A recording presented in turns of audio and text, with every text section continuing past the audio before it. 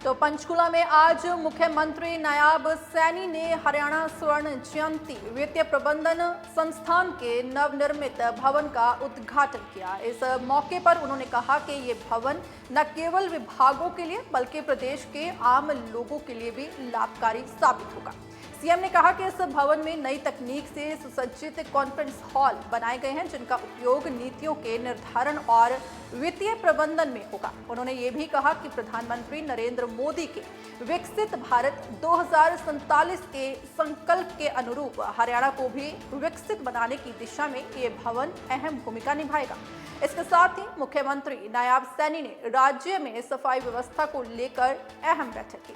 इस बैठक में स्थानीय निकाय मंत्री विपुल गोयल, स्वास्थ्य मंत्री आरती सिंह राव और लोक निर्माण मंत्री रणबीर गंगवा भी मौजूद रहे। बैठक में मुख्यमंत्री ने निर्देश दिए कि हरियाणा के शहरों की स्वच्छता रैंकिंग तय की जाएगी, ठीक उसी तरह जैसे केंद्र सरकार स्वच्छता सर्वेक्षण करती है। उन्होंने RWA और सामाजिक संस्थानों से भी स्वच्छता अभियान में भाग लेने की अपील की। मुख्यमंत्री ने बताया कि 17 सितंबर से 2 अक्टूबर तक सेवा पखवाड़ा मनाया जाएगा, जिसके अंतर्गत स्वच्छता और सेवा कार्यों की कार्य योजना तैयार की जाएगी। साथ ही सीएम ने ये भी कहा कि राज्य के सरकारी अस्पतालों में अब निजी अस्पतालों जैसी सुविधाएं उपलब्ध करवाई जाएंगी। MRI, डिजिटल एक्सरे, डायलिसिस जैसी आधुनिक सेवाएं सरकारी अस्पतालों में मुहैया होंगी। उन्होंने बताया कि इस दिशा में सभी CMO और PMO को निर्देश दे दिए गए हैं।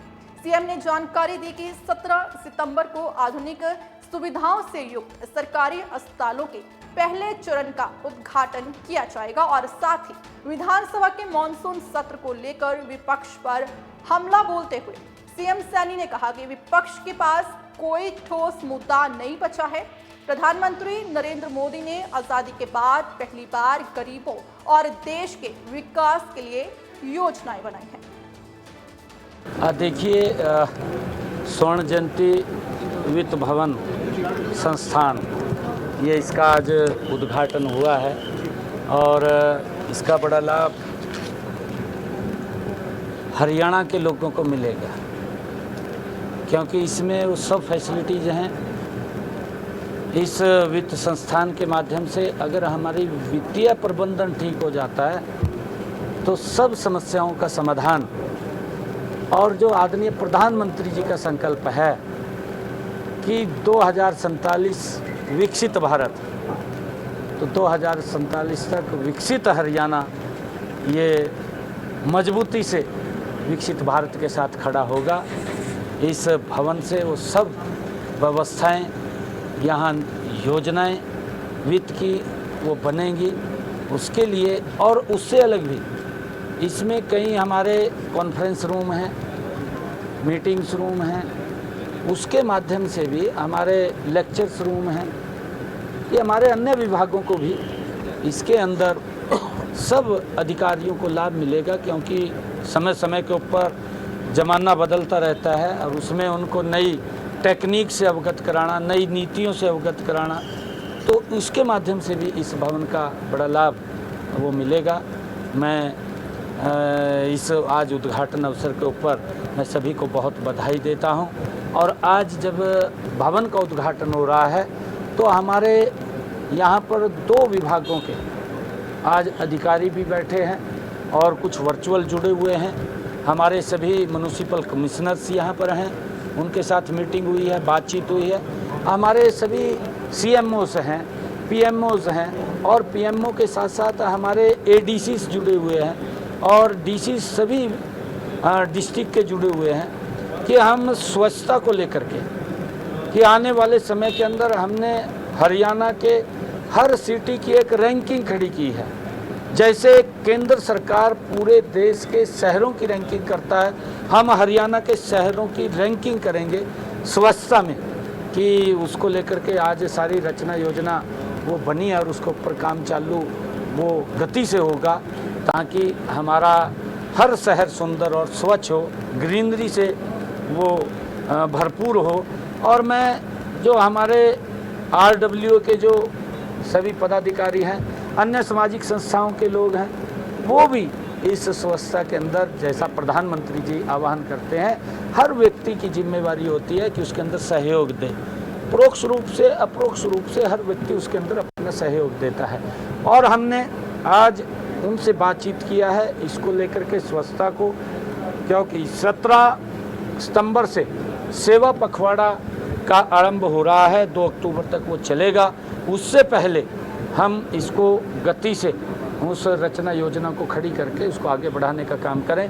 और हमने ये भी निर्णय किया है, हमारे सभी CMOs और PMOs ADCs जुड़े हुए हैं कि हमारे हर डिस्ट्रिक्ट के ऊपर एक हॉस्पिटल अत्याधुनिक सुविधाओं से सुसज्जित, जो उस डिस्ट्रिक्ट के अंदर प्राइवेट हॉस्पिटल में सुविधाएं मिलती हैं, अब हमारे डिस्ट्रिक्ट सरकारी हॉस्पिटल में वो सारी सुविधाएं मिलेंगी। उनमें डायलिसिस की व्यवस्था भी होगी, उनमें CT स्कैन की भी होगी, MRI की भी होगी, उसमें डिजिटल एक्सरे की भी होगी, अल्ट्रासाउंड की भी होगी और लैब भी होगी। और वहाँ पर सभी व्यवस्थाओं से सुसज्जित वो हॉस्पिटल होंगे। उसको लेकर के भी आज हमने यहाँ सभी CMOs और PMOs को बुलाया हुआ था, उनसे भी बातचीत हुई है और उसके ऊपर काम भी चल रहा है। उसका बजट भी हमने जारी कर दिया है, उसका सामान भी आ रहा है। 17 सितंबर को हम फर्स्ट फेज के हॉस्पिटल उनका उद्घाटन कर देंगे, उनमें सारी सुविधाएं आ जाएंगी 17 सितंबर तक, और बाकी के बचेंगे अगली डेट के ऊपर, उनको भी हम पूरा कर लेंगे। आज हमने बैठ करके ये विषय किया है। सर, चाहे शहर हो चाहे सरकारी हो, सफाई के लिए कड़े तौर पर तो जिम्मेदारी तय करनी पड़ेगी ना सर, कि सफाई नहीं करेगी। आज ये सारी की सारी स्वच्छता को लेकर के आपने, आज मैंने कहा है कि हमारे इस आज बैठक के अंदर हमारे सभी म्युनिसिपल कमिश्नर्स और हमारे सभी CMOs, PMOs, ADC, DC और हमारे सरकार के उच्च अधिकारी आज सारे के सारे यहाँ पर हैं।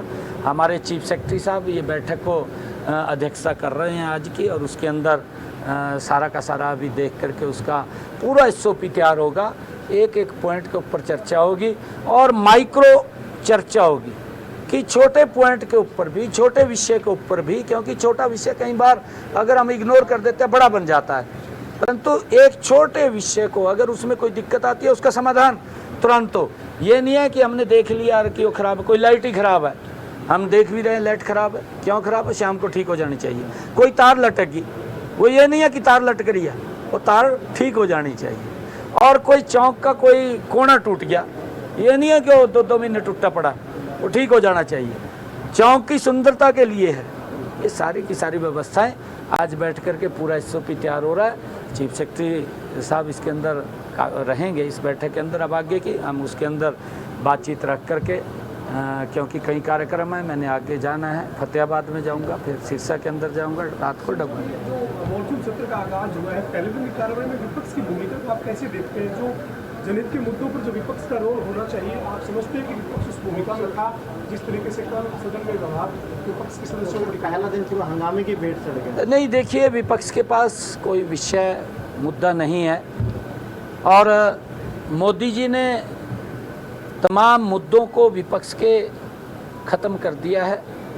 आज मोदी जी ने आज़ादी के बाद पहली बार गरीब व्यक्ति और देश को आगे बढ़ाने के लिए वो योजनाएं, नीतियां बनाई हैं कि ये बात सोच रहे हैं विपक्ष के लोग कि हम क्यों नहीं कर पाए, परंतु ये समय लंबा मिला विपक्ष को, 55 साल मिले, 55 सालों में नहीं कर पाए।